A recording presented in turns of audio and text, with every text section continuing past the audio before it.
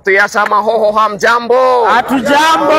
Watu ya Shamahoho hamjambo. Hatujambo. Sasa mimi nataka tukubaliane. Ni kweli kweli? Ni kweli. Vile tumekuja kulaunch maneno ya affordable housing.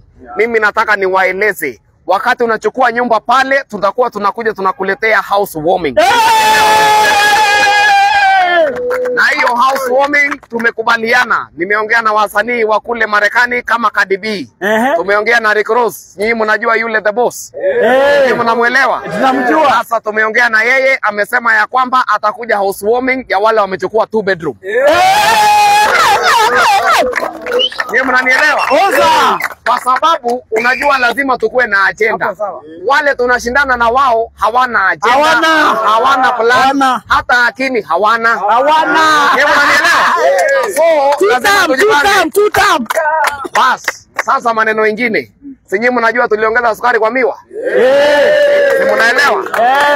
Na vile vile tukasema ya kwamba in the next 2 years kabla ya ile uchaguzi ya 2027 inakuja, tunataka kuku zote za Western zikuwe zinatoshana na ng'ombe wawili.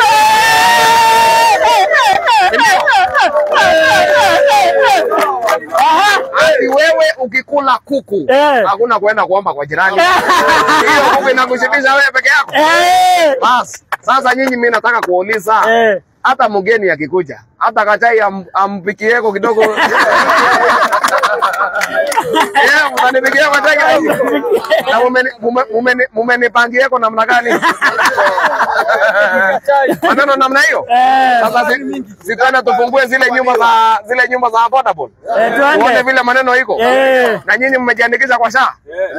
Mmejiandikisha kwa SHA? Mmejiandikisha. Bas. Na tuendelee pale, tuone tufungue ile manyumba, tuone wale watapata, bas tuwaletee housewarming next week. Ama namna gani? Asante. Basi tuendelee namna hiyo. Aderangwa.